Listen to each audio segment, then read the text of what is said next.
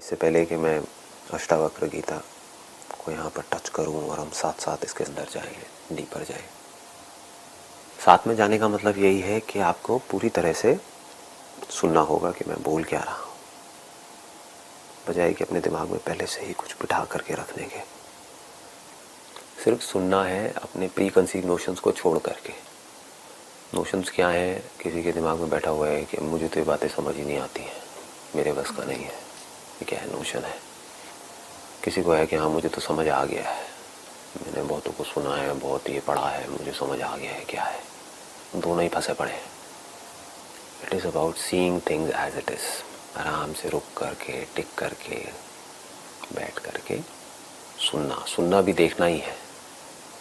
कि अगर आप सुनोगे अपना सब कुछ छोड़ छाड़ के, मतलब पूरी तरह से खाली हो करके, तो आप भी वो देख लोगे जो मैं देख रहा हूँ। फिर आप जज कर सकते हो कि जो मैं देख रहा हूँ वो सच है मेरे लिए भी और आपके लिए भी, या मेरे लिए तो है आपके लिए नहीं है। Am I speaking from a motive और अ हिडन एजेंडा और माई प्री कंसीव नोशंस, और I am talking about reality. तो वो आप बड़े आराम से देख सकते हो। Is it a subjective point of view और a point of view which can be verified again and again by anybody and everybody. Gradually all your doubts will come to an end, not temporarily but permanently. हर तरह के internal conflicts zero हो जाएंगे पूरी तरह से। जो psychological suffering है वो पूरी तरह से ख़त्म हो जाएगी। फिज़िकल लेवल पे जो करना है वो तो करना ही है, उसका इससे कोई कनेक्शन नहीं है। अब पॉइंट ये आता है कि आप सुनोगे कैसे, सुनते कैसे हैं। क्योंकि हम ये समझते नहीं है कि सुनना कैसे होता है। सुनो आप सिर्फ तब पाओगे जब आपको इसकी इम्पोर्टेंस समझ आएगी सुनने की। जिस चीज़ की हमारे लिए इम्पोर्टेंस होती है वहाँ पर हम अपनी अटेंशन देते हैं, जिसकी इम्पोर्टेंस नहीं होती है वहाँ से अटेंशन हटा लेते हैं। लोगों की अटेंशन कहाँ है? वहीं पर है ना, जिसकी उनके लिए इम्पोर्टेंस है। चाहे लोग हों, चीज़ें हों, पैसा हो, कुछ भी हो। तो अब इसकी इम्पोर्टेंस क्या है, पहले हमको ये समझना है। क्या कोई प्रॉब्लम है भी जिसका हम सोल्यूशन निकाल रहे हैं, या कोई प्रॉब्लम है ही नहीं जिसका हम सोल्यूशन निकाल रहे हैं? Why go through Ashtavakra Gita? हम सबके अंदर दो तरह की प्रॉब्लम्स हैं। एक है जो सब्जेक्टिव है, यानी कि आपको है मुझे नहीं है, मुझे है आपको नहीं है, एक इंसान को है दूसरे को नहीं है। कुछ प्रॉब्लम्स ऐसी हैं जिसको हम फंडामेंटल प्रॉब्लम्स बोल सकते हैं, जो हर इंसान को है। गरीब से गरीब, अमीर से अमीर, इंडिया में भी, यूएस में भी, यूके में भी, हर जगह कोई भी एक भी ऐसा इंसान नहीं मिलेगा जिसके अंदर वो प्रॉब्लम ना हो। उस प्रॉब्लम का हमको सोल्यूशन निकालना है। That is called the fundamental problem. एक आ गई ऊपर ऊपर के लेवल की प्रॉब्लम्स, वो अनलिमिटेड है हर इंसान की। आपके जितने भी क्वेश्चंस होते हैं वो सब ऊपर ऊपर की प्रॉब्लम से रिलेटेड होते हैं। मुझे ये प्रॉब्लम है, मेरी ये प्रॉब्लम है। कभी हम ये नहीं पूछते मैं हूँ भी या नहीं हूँ, मैं हूँ कौन। अगर आप अपने आप को कुछ और समझ करके कुछ पूछ रहे हो तो सब कुछ ढह जाता है। जो भी आप पूछ रहे हो, जो भी अपने माइंड में सोच रहे हो, अगर ये मैं ही गलत जगह पर है, मैं आपका है शर्ट के साथ में, तो अब आप जो भी कुछ पूछ रहे हो अपने आप को शर्ट समझ करके, सब गलत है, सब झूठ है। शर्ट मर रही है, शर्ट पैदा हो रही है, शर्ट के साथ में लोग जुड़ रहे हैं, शर्ट का ये हो गया, शर्ट का वो हो गया, whatever it is, unlimited problems. But हम कभी ये नहीं पूछते रुक करके कि क्या मैं शर्ट हूँ भी या नहीं हूँ। क्योंकि पूरी दुनिया अपने आप को शर्ट बोल रही है, तो हम भी बोल रहे हैं, और वो अज्यूम करके पूछ रहे हैं। वो अज्यूम करके आप मुझे सुन रहे हो, तो क्या समझ आएगा? तो कुछ भी अज्यूम करके नहीं सुनना है, बड़े आराम से सुनना है। तो ये जो फंडामेंटल प्रॉब्लम्स हैं जो हर इंसान की है, वो क्या है? There is a sense of lack which is there in all of us. Sense of loneliness, sense of incompleteness, sense of limitation, sense of fear, fear of death. तो ये जो फंडामेंटल प्रॉब्लम है, इसका सोल्यूशन जो है वो सिर्फ और सिर्फ हमको सेल्फ इंक्वायरी से मिल सकता है, और कोई दूसरा तरीका नहीं है। There are two kinds of scriptures. एक है जो बाहरी जो दुनिया में जो भी कुछ दिख रहा है उसकी बात करते हैं, जो हमारे थॉट्स हैं उसकी बात करते हैं, अच्छा सोचो, बुरा मत सोचो, ये करो वो मत करो, उसकी बात करते हैं। लेकिन रेयरेस्ट ऑफ रेयर कोई ऐसा स्क्रिप्चर है जो सीधी बात करता है। सीधी बात में और घुमा करके बात करने में क्या फ़र्क है?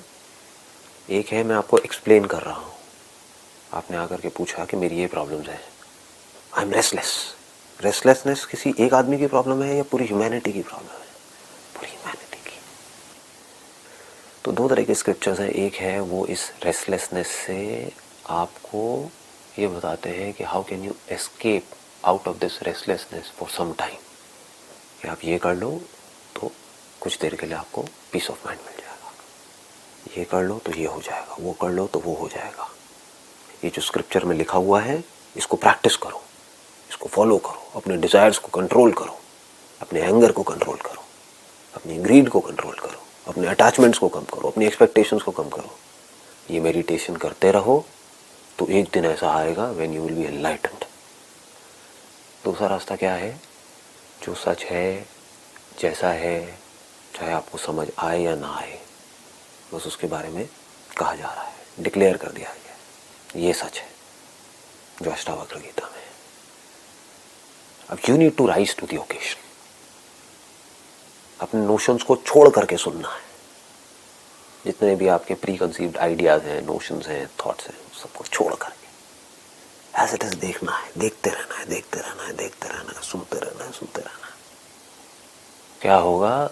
वो जो सच है वो हमारे अंदर उतर जाएगा।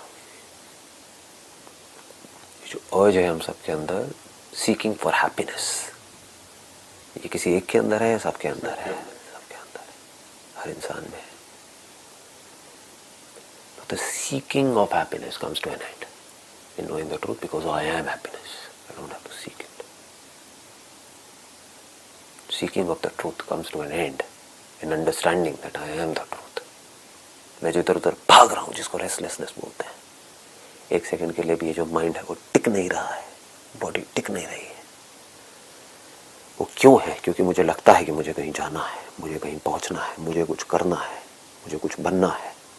वो सामने जो बंदा बैठा है वो कुछ बन गया है, तो मुझे भी उसके जैसा बनना है। सब कुछ ना कुछ कर रहे हैं अपनी इस रेस्टलेसनेस को ख़त्म करने के लिए, अपनी इस रेस्टलेसनेस को भूल जाने के लिए। उनका ये करना ही प्रॉब्लम है। जैसे हमें समझ आ जाता है कि आई एम कंप्लीट, रेस्टलेसनेस खत्म। सारी प्रॉब्लम की जड़ क्या है कि हम कभी क्वेश्चन नहीं करते, हम अपने अंदर ही अंदर और बाहर ही बाहर भाग क्यों रहे हैं, हम स्ट्रगल कर क्यों रहे हैं। सब भाग रहे हैं तो हम भी भागते रहते हैं। अब सब अलग अलग डायरेक्शन में भाग रहे हैं, सब एक ही डायरेक्शन में तो नहीं भाग रहे हैं। किसी को कुछ चाहिए, किसी को कुछ, किसी को, तो उसमें से किसी एक को हम अपना आइडल बना लेते हैं और हम उस डायरेक्शन में भागने लग जाते हैं। वहाँ पहुँचते हैं, वहाँ जा कर के देखते हैं यहाँ पर भी कुछ नहीं है। फिर हमें कोई और नज़र आता है, फिर कहीं और अट्रैक्ट हो जाते हैं, फिर कहीं और भागते रहते हैं। उसके लिए इधर से उधर पहुंचने के लिए हमको बहुत स्ट्रगल भी करनी पड़ेगी, पता नहीं क्या क्या करना पड़ेगा, बीच में किन किन लोगों से लड़ना पड़ेगा, बीच में किस किस तरह की प्रॉब्लम्स आएंगी, तब जा कर के वहाँ तक पहुँचेंगे। रास्ता बनाना पड़ेगा, रास्ते में जो लोग हैं उनको कुचलना भी पड़ेगा, लड़ना भी पड़ेगा, बहुत कुछ करना पड़ेगा, तब जाके आप वहाँ पहुँचोगे। और वहाँ पहुँच करके भी देखोगे कुछ भी नहीं है। ये लाइफ है। तो इस सबका सोल्यूशन क्या है कि आप जहाँ पर हो वहीं पर टिक करके बैठे हुए हैं और कोई बंदा आकर के आपको ये बोल रहा है कुछ करने की ज़रूरत ही नहीं है। अभी आपकी प्रॉब्लम क्या है? आपको लग रहा है कि मुझे कहीं पहुँचना है, मुझे एनलाइटेंड होना है। What do you mean by enlightenment? आपकी सबकी डेफिनेशन अलग अलग है।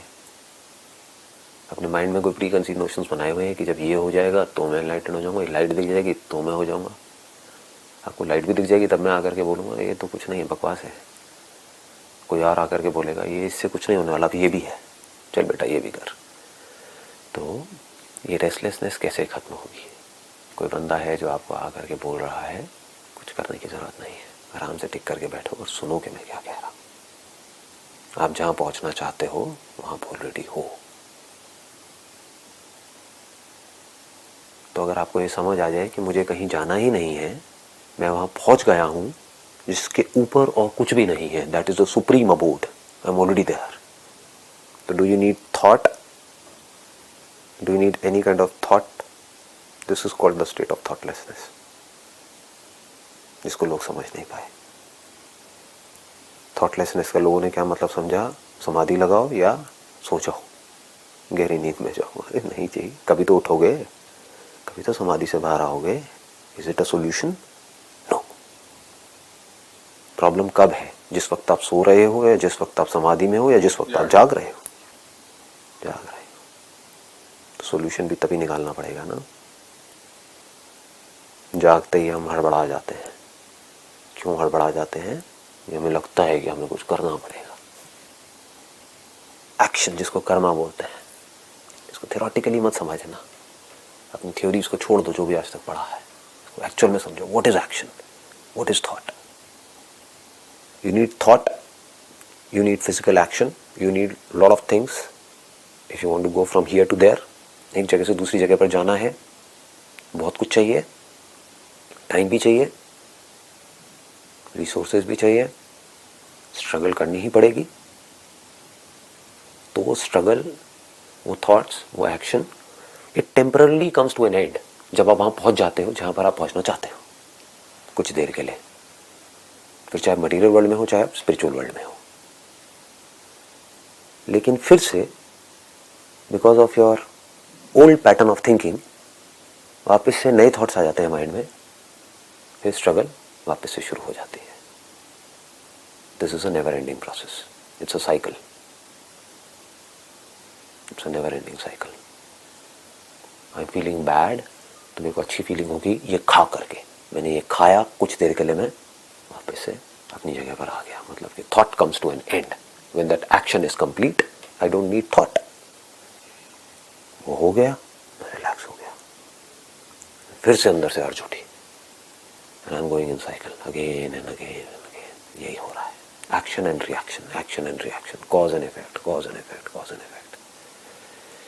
इससे होता क्या है? हम थक जाते हैं. आदमी थक जाता है, आदमी फ्रस्ट्रेट हो जाता है. ये एक रास्ता है. दूसरा रास्ता क्या है कि बिल्कुल भी नहीं हिलना है. हिलना इन द सेंस, माइंड में इतना सा भी ये थॉट नहीं लेकर के आना है कि आपको कुछ भी करना है, कुछ भी बनना है, कुछ भी चाहिए. कुछ नहीं. You already are that. बैठ करके, रुक करके आराम से जो मैं एक्चुअल में हूँ उसको देखना है, सुनना है और समझना है. अगर हमने पूरी तरह से सुन लिया और पूरी तरह से देख लिया कि मैं क्या हूँ, तो उस देखने में ही काम हो जाता है. जिस नॉलेज के थ्रू, जिन वर्ड्स के थ्रू आपने उसको देखा, सच को, अब उसका भी कोई काम नहीं है. एक बार देख लिया तो क्या होता है? पूरा का पूरा बैगेज खत्म हो जाता है. जिस भी तरह से आप एक जगह से दूसरी जगह तक पहुंचे, तो क्या अब इस थॉट की जरूरत है कि मुझे वहां पहुंचना है? That thought comes to an end. लेकिन वहाँ क्या प्रॉब्लम होती है? फिर एक डिज़ायर पैदा हो जाता है कि मुझे कहीं और पहुँचना है, बिकॉज जो सेंस ऑफ लैक है वो नहीं गया है. लेकिन एक बार आपको समझ आ गया कि मुझे कहीं नहीं पहुँचना है, कहीं नहीं जाना है, कुछ नहीं करना है, मैं जो हूँ उसको बिल्कुल भी नहीं बदलना है, इस दुनिया को नहीं बदलना है, खुद को नहीं बदलना है, कुछ नहीं करना है, फिर बैठ करके आराम से समझना है. तो इसको हम स्टार्ट करते हैं अष्टावक्र गीता. इससे रिलेटेड बहुत सारी कहानियां हैं जिसके अंदर मैं नहीं जाऊंगा कि अष्टावक्र कौन थे, राजा जनक कौन थे, वो विदेह के राजा थे. लेकिन राजा Janak is basically a symbol. Don't look at it as a person, because उस राज्य में जितने भी राजा हुए हैं उन सबको जनक बोलते हैं. तो ये कोई पर्टिकुलर जनक नहीं है. ये सब जो हमारे स्क्रिप्चर्स है ना, वो कुछ समझाने के लिए है, जिससे कि उस सच को कन्वे किया जा सके जो सारी की सारी प्रॉब्लम की जड़ है. तो you can look at Raja Janak as somebody who want to know the truth, and Ashtavakra as somebody who knows the truth. तो उनका जो पहला क्वेश्चन है जहाँ से शुरू होती है वो है, जनक जी बोले, हे प्रभु, ज्ञान प्राप्ति का क्या उपाय है? मेरी मुक्ति किस प्रकार होगी? वैराग्य कैसे प्राप्त होता है? आप कृपया करके मुझे बतलाइए। वैसे 3 क्वेश्चन है। यही एसेंस है सारे वेदों का। जो एसेंस है, वेदांत का जो एसेंस है वो यही है। वेदांत ने क्या किया है, एक पूरी की पूरी एक मेथड दिया है। There is a method of teaching which is called Vedanta. इसको प्रक्रिया बोलते हैं, एक सिस्टम है। But the beauty of Ashtavakra Gita is it bypasses all systems. It is not a methodology to teach you to become something or to do something. ये करो तो आपको नॉलेज होगी एंड में जाकर के। ना जी, सीधा डायरेक्ट सीधी बात पूछते हैं और सीधा वहां से सामने से जवाब आता है। ये एंड है स्पिरिचुअलिटी का, जहां से अष्टावक्र गीता शुरू हो रही है। This is the end. ज्ञान प्राप्ति का क्या उपाय है? मेरी मुक्ति किस प्रकार होगी? वैराग्य कैसे प्राप्त होता है? एक एक वर्ड को बारीकी से समझना होता है यहाँ पर। बिकॉज प्रॉब्लम क्या है कि हर वर्ड से रिलेटेड आपके माइंड में पहले ही एक इमेज बनी हुई है। मुक्ति मतलब कहीं ना कहीं पहले ही आपके दिमाग में आया हुआ है कि मुक्ति का मतलब तो ये है कि ना, मैं बिल्कुल पीसफुल होकर के एक जगह पर बैठा हूँ आँख बंद करके और पूरा दिन बस वहीं बैठा रहूँगा समाधि में, ये मुक्ति है। किसी के होगा कि मुक्ति का मतलब ये है कि मेरे अंदर कोई एनर्जी उठेगी, ये होगा वो होगा और मैं एकदम एक हो जाऊंगा, वट एवर इट इज, मुझे ये एक्सपीरियंस होगा तो मैं मुक्त हो जाऊंगा। मुक्ति मतलब क्या? ये मुक्ति तो बहुत ही हाई लेवल के जो लोग होते हैं ना उनके लिए है, मेरे लिए नहीं है। मैं तो बेवकूफ़ हूँ, मेरे को ये सारी बातें समझ नहीं आती हैं। मैं मुक्त नहीं हो सकता, मैं मुक्त नहीं हो सकती। तो मुक्ति के पहले ही बहुत सारे प्री कंसीव नोशंस हैं हमारे माइंड में जो अंदर घुसे पड़े हैं। और मुक्ति वर्ड ही ऐसा है कि मुक्ति सुनते ही माइंड में आता है कि इसका मतलब कि कुछ करना पड़ेगा, मैं बंधन में हूं। ये वर्ड्स की लिमिटेशंस हैं। मुक्ति मीन्स के बंधन है तभी तो मुक्त होना है। अगर बंधन ही नहीं है तो मुक्त किससे होना है? रियल मुक्ति क्या है वो जैसे जैसे हम आगे बढ़ेंगे अभी वो क्लियर होगा कि कोई बंधन है ही नहीं। दैट इज मुक्ति। यहाँ पर बात करी गई है उपाय की कि ज्ञान प्राप्ति का क्या उपाय है। उपाय वर्ड कब यूज होता है? It is connected to upeya. Upaya means उपाय, जैसे बोलते नहीं है, इसके लिए ये उपाय करना पड़ेगा, इसका क्या उपाय है, इसका क्या रास्ता है। रास्ता किस लिए चाहिए होता है? मंजिल तक पहुंचने के लिए। So upaya is connected to upeya. Upeya means the ultimate goal, the purpose. तो उपाय क्या है ज्ञान प्राप्ति का और उपेय क्या है? उपेय इज मुक्ति, द गोल इज मुक्ति, और इसका उपाय क्या है? दैट इज वैराग्य। वैराग्य मीन्स व्हाट? जो भी आज तक आपने सुना है, समझा है, जाना है, उस सब पे क्वेश्चन मार्क लगा करके उसको छोड़ दो। ना बोलो कि वो सही है, ना बोलो कि वो गलत है। क्वेश्चन मार्क लगाओ और अब आराम से बैठ करके सुनो। दैट इज वैराग्य। नहीं तो ज्ञान कैसे होगा? नहीं तो ये समझ कैसे आएगी इतनी बड़ी बात? अगर आप उसको पकड़ करके अपने अंदर ही अंदर बैठे रहे, जिसको आपने पकड़ा हुआ है वही तो आपका बंधन है। उस सब पे क्वेश्चन मार्क लगा दिया, बस वहीं पर रुक गए। अब क्वेश्चन मार्क लगा करके अपने बिलीव्स को आप एनालाइज नहीं कर रहे बैठ करके, बस क्वेश्चन मार्क लगा दिया। हो सकता है वो सही हो सकता है गलत हो, छोड़ दो। तो आप न्यूट्रल हो गए। अब ना आप यहाँ पर हो ना आप वहाँ पर हो, ना इधर हो ना उधर हो। ना आप ये कह रहे हो जो भी मेरे को आज तक मैंने सुना है, समझा है, जाना है वो सब गलत है, ना आप ये कह रहे हो कि वो सही है। Let me find out, let me see things as it is. इसको वैराग्य बोलते हैं। मतलब कि अब आप सुनने के लिए तैयार। तो अब उनका क्या जवाब है यहाँ पर अष्टावक्र जी का? यदि तुम मुक्ति चाहते हो तो विषयों को विष के समान छोड़ दो और क्षमा, सरलता, दया, संतोष एवं सत्य का अमृत के समान सेवन करो। अब इन्होंने बोल तो दिया, कितने लोगों को समझ आया? लोग जल्दीबाजी में रहते हैं, भटक गए। लाखों लोग भटक गए इसको पढ़ के। क्यों? क्योंकि लोग आते क्या है, कहानियां सुनने की। लेकिन लोग बिना कहानियों के टिक करके सुन ही नहीं पाते हैं, समझ ही नहीं पाते हैं। फटाफट से जो सीधी बात भी होती है उसकी भी कहानी बना देते हैं। क्या कहानी बनाई? यदि तुम मुक्ति चाहते हो तो विषयों को विष के समान छोड़ दो। विषय मतलब क्या? जितने भी सेंस ऑब्जेक्ट्स हैं, हमारे 5 सेंसेस हैं, उनके कॉरस्पॉन्डिंग 5 सेंस ऑब्जेक्ट्स हैं, उसके जितने भी इम्प्रेशंस हैं हमारे माइंड में, जिसको मेमोरी बोलते हैं, वो सब विषय है, वो सब विष के समान है, उसको छोड़ दो। तो इसका मतलब लोगों ने क्या निकाला? फटाफट से लाइन सुनते ही, क्योंकि आदत कहानियों की पड़ी हुई है, तो एक कहानी माइंड में बन गई, सब छोड़ दो, सब छोड़ दो, सब छोड़ दो।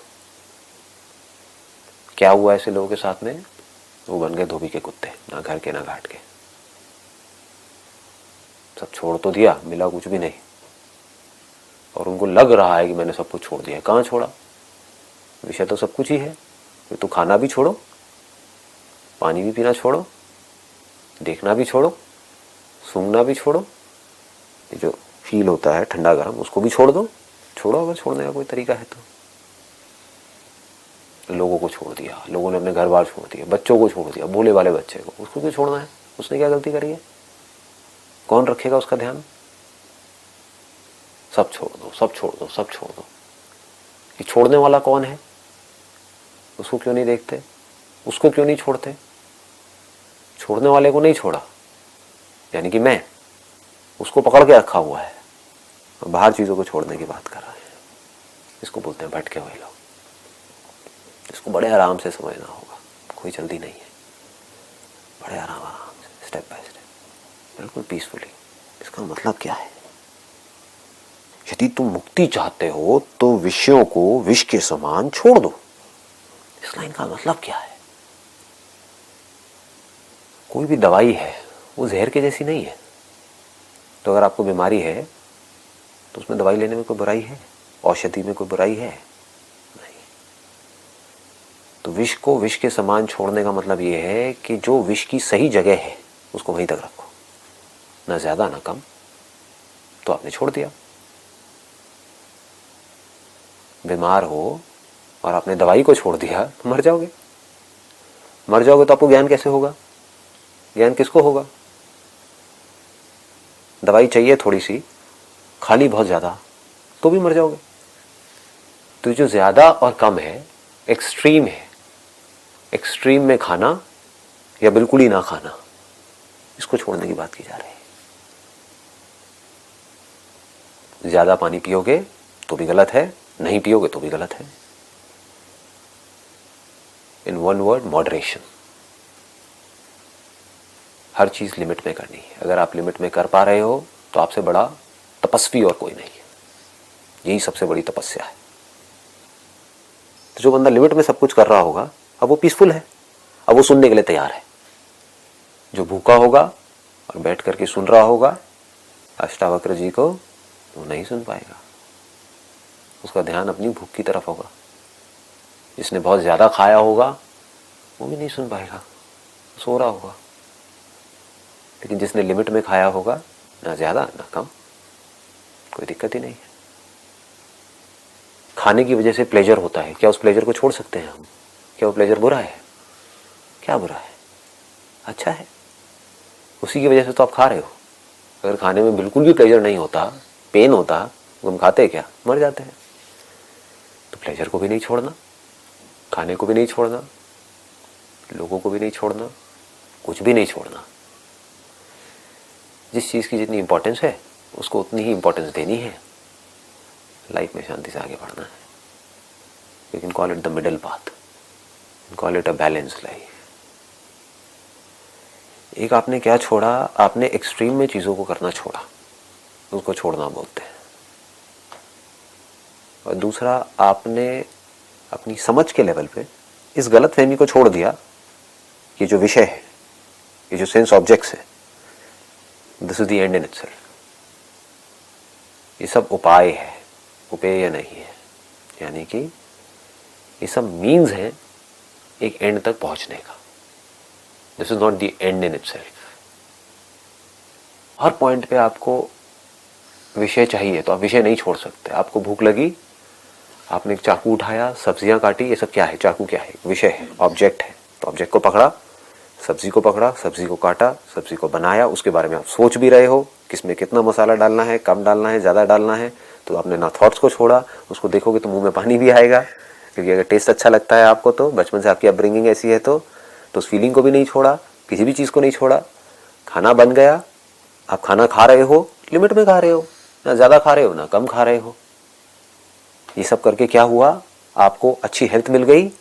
अब उस अच्छी हेल्थ को यूज करना है सच को जानने के लिए और सच को समझने के लिए।